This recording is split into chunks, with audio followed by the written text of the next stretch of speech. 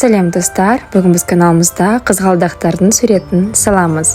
Ол үшін бізге базалық 5 түс қажет болады.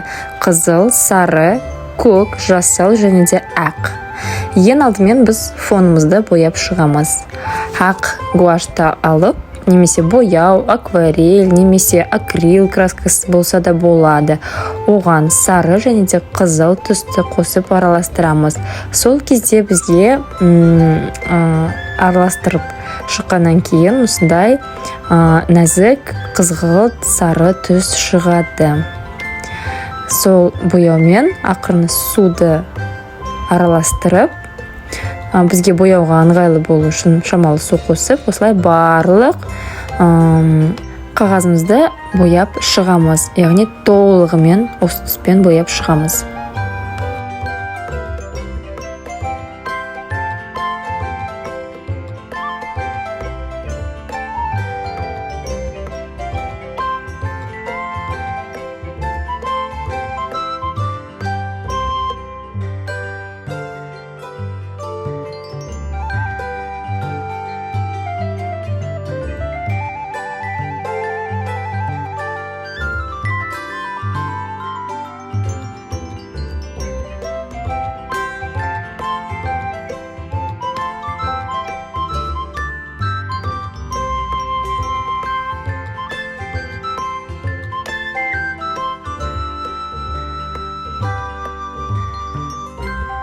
Суретімізді салмас бұрын фонымыздың кепкенін күтуіміз қажет. Бұл өте маңызды. Енді жасыл түсті алып, оған қызыл түсті қосамыз да араластырамыз. Сол кезде бізде қоңырқай түс шығады. Сол қоңырқай түсті алып, ақырындап қызғалдақ гүл шоқтарынан артқы жапырақтарын бояп шығамыз. Бізде бұл жерде жапырақтары түрлі түсті болады. Яғни қара, қоңырлау түс және де жасыл және де ақшыл жасыл түстерде кездеседі. Ең алдымен, яғни базасын, негізін салып аламыз. Ол үшін осындай жапырақтарды бейнелейміз. Жапырақтар жоғары қарау мүмкін. Естеріне түсірсеңіздер, қызғалдақтың жапырақтары өте жалпақ болып келеді. Бұл бізде гүл шоқтары болғандықтан жапырақтарын әр түрлі бағытта салсаңыз болады. Яғни кейбір жапырақтары төмен қарай қарау мүмкін, кейбіреулер жоғары қарай. Осылай негізін салып алдық.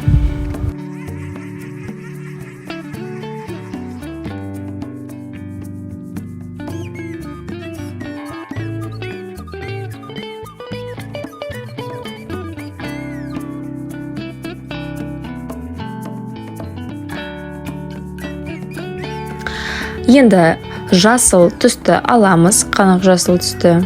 Оны жақсылап араластырып аламыз. Себебі біздің менде гуаш тюбикті болғандықтан оны араластырып алу қажет. Бояуымыз біркелкі болу үшін. Енді жасыл бояу арқылы осы біздің қоңырқай салынған жапырақтардың үстінен толық жаппаймыз, толық боямаймыз, жартылай бояп шығамыз. Яғни кейбір жерлерінен.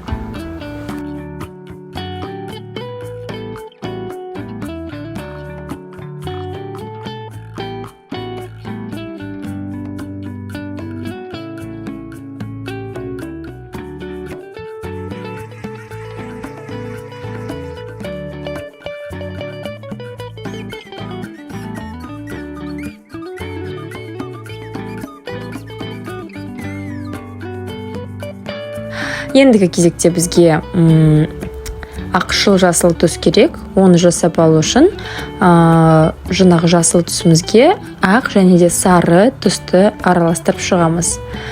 Осы ақшыл жасыл сары түсті алып, кішкене жасыл қосамыз. Жаңағы жасыл жапырақтарымыздың шет жақтарын, негізін, гүл шоғының ортаңғы бөліктерін осы түспен жүргізіп шығамыз бояп. Яғни бізде бұл жерде многослойность деді ғой, қабат түстердің шағылысуын байқаймыз.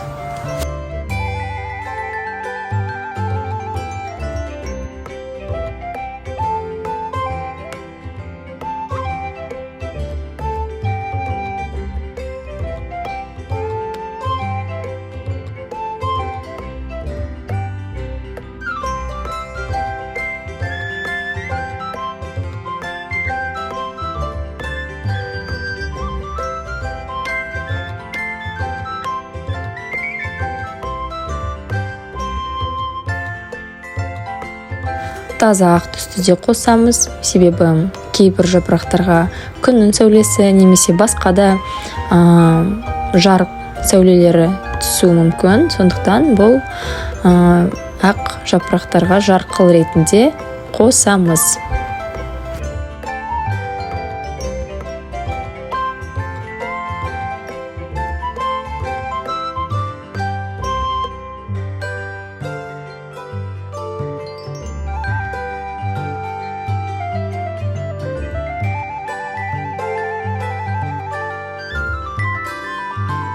Гүл шоқтарын салу өте оңай. Кисточка арқылы екі рет жартылай жүргізген кезде бізде гүл шоқтары пайда болады. Өкінішке орай бұл видеоға жазылмай қалыпты.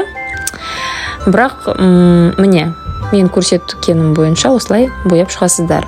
Яғни екі қозғалыс арқылы гүл шоқтарын салып шығамыз.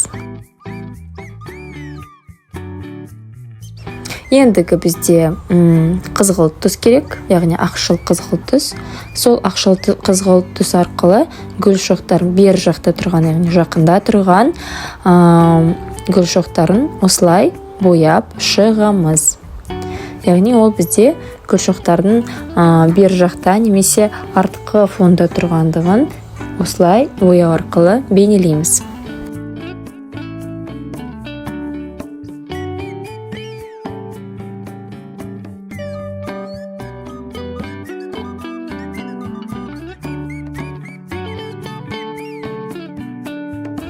Ақ бояуды да қостық.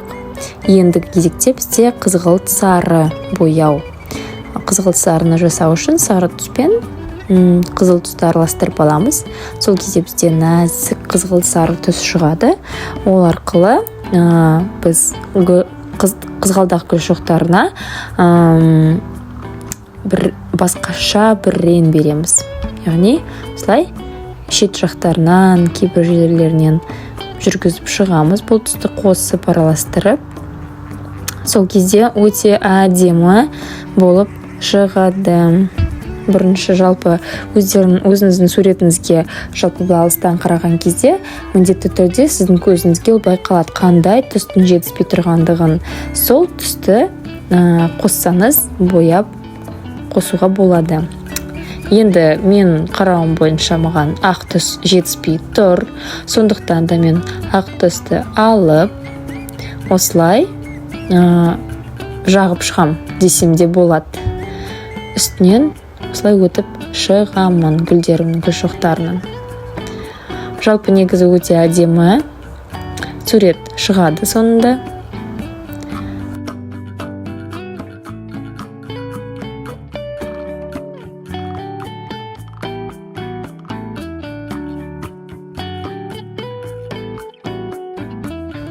Енді былай қарап отырсам, бізге қара, яғни қоңырқай гүл шоқтары артқы фондағы жетіспей тұрған секілді. Сондықтан да мен оны қосамын деп шештім. Арасынан осылай қоңырқай түсті жапырақтарды қосып жатырмын. Себебі біз ең басында бояп шыққан жапырақтарымыздың барлығы жасыл түспен жабылып кетті, боялып.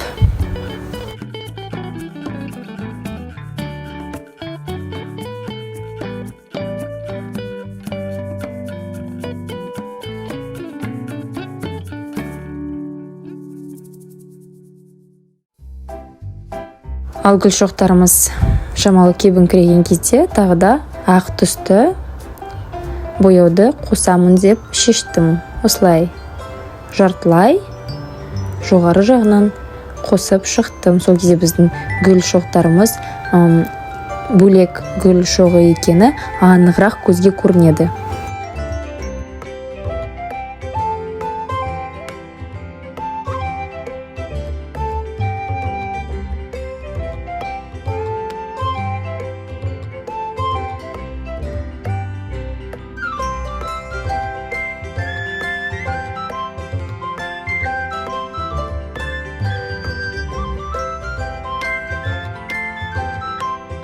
Енді кезекте бізде жасыл жапырақтары, біздің қызғалдағымыздың жасыл жапырақтары аздау көрінген сияқты болды. Сондықтан да мен жасыл жапырақтарды қосамын деп шештім.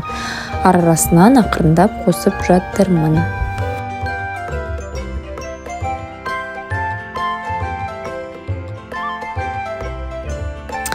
Ал енді біздің гүл шоқтарымыз бір ыдыста немесе вазада болады деп есептейміз. Сол вазаның суретін салып шығамыз. Ол үшін бізге көк, қара және де ақ түстер керек болады.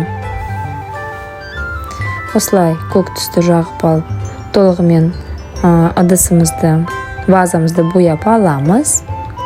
Ал кейіннен ақ түсті қосып түрлендіреміз.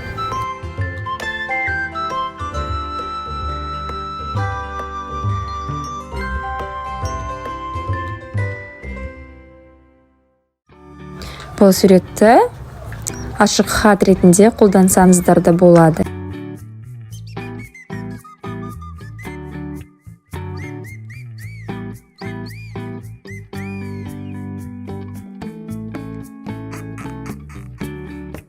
Міне бізде осындай өте әдемі сурет шықты. Бізбен бірге сурет салғың келсе, каналымызға тіркеліп лайк басуды ұмытпа.